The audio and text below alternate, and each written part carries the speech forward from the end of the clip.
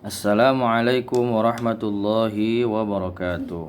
Ananda as-salih was-salihah, kelas 5 yang dimuliakan Allah Subhanahu wa taala.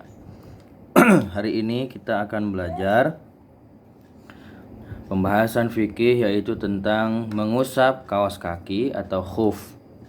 Mengusap kaos kaki atau khuf. Khuf itu diartikan dalam bahasa Indonesia itu ada yang mengartikan sepatu ya. Jadi ada syariat yang membolehkan bagi seseorang ketika berwudu itu tidak perlu membasuh kakinya, tapi hanya perlu cukup mengusap kaos kaki atau khuf sepatunya. Nah, kita langsung aja ke halaman berikutnya. Ini halaman 18. Hukum mengusap kaos kaki dan khuf. Dibolehkan mengusap kaos kaki dan khuf berdasarkan hadis Al-Mughirah bin Syu'bah. Ia berkata, dia Al-Mughirah bin Syu'bah itu, kuntu ma'an Nabi sallallahu alaihi wasallam fi safarin fa ahwaitu li anzi'a khuffaihi faqala da'huma fa inni adkhaltuhuma tahirataini famasaha alaihima. Intinya gini, Al-Mughirah bin Syu'bah ini pernah bersama Nabi SAW dalam sebuah perjalanan. Sedang dalam sebuah perjalanan, Al-Mughirah ini kemudian beliau bersabda, kemudian aku menunduk untuk melepas khuf beliau. Jadi ketika Nabi SAW ingin berwudu, nah Al-Mughirah ini berinisiatif untuk membuka sepatu Nabi itu waktu itu, karena inilah adab seorang murid kepada gurunya. Jadi ketika Nabi menunduk untuk membuka mengusap sepatu, Al-Mughirah itu langsung dengan inisiatif sendiri langsung menunduk gitu untuk membuka sepatu Nabi.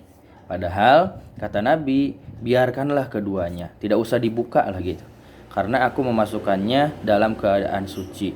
Lalu beliau mengusap bagian atas kedua khufnya.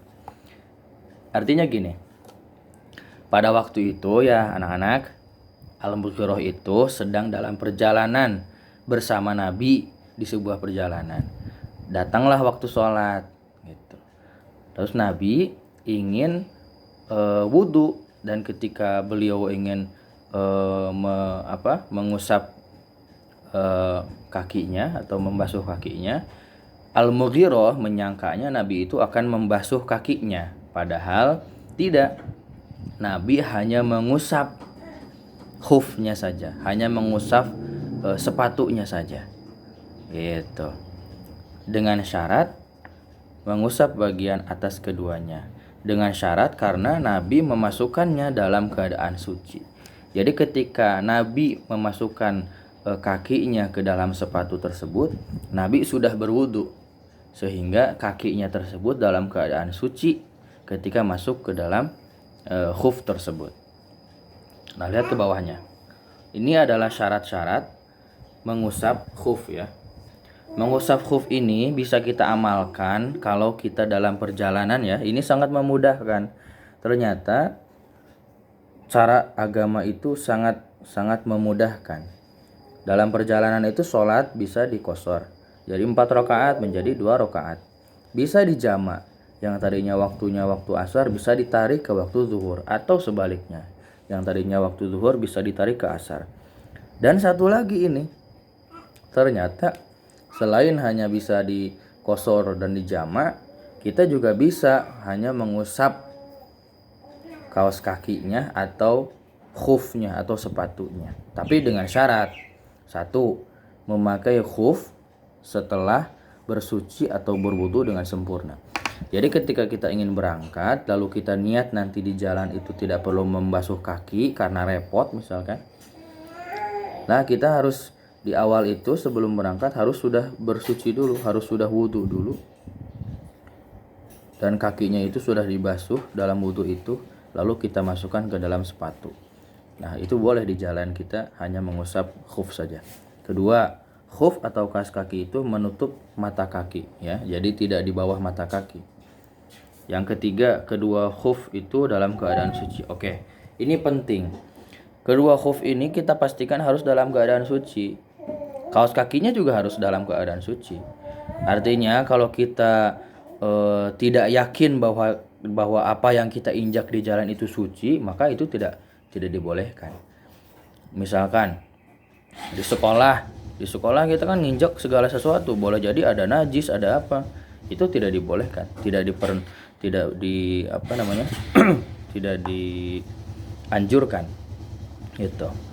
Yang terakhir, yang keempat, mengusap khuf ketika masih dalam batas masa pengusapan. Ini 3 hari ya, karena syarat salah satu kita dalam perjalanan itu, dalam safar itu adalah 3 hari. Tapi kalau sudah lebih berarti kita harus wudhu seperti biasa. Oke, ulangi. Pertama, memakai khuf setelah bersuci atau berwudu dengan sempurna. Baru kita masukkan kaki kita ke dalam khuf itu. Yang kedua, khuf atau kaos kaki itu menutupi kedua mata kaki. Jangan di bawah mata kaki. Yang ketiga, kedua khuf itu dalam keadaan suci. Kaos kakinya atau sepatunya dipastikan harus suci dulu. Jangan tidak suci. Jangan kita ragu, ini tadi nginjek apa ya? Ini jangan-jangan ada kotoran ayamnya lagi. Nah, itu tidak diperbolehkan. Yang keempat, mengusap khuf ketika masih dalam batas waktu pengusapan atau dalam waktu 3 hari menurut para ulama. Ya, silakan. Kalau penjelasannya kurang sempurna, kurang banyak, silakan bisa dicari di channel lain tentang penjelasan mengusap khuf atau memakai kaos kaki atau semacamnya yang digunakan untuk alas kaki. Wallahu a'lam bishawab. Wassalamualaikum warahmatullahi wabarakatuh.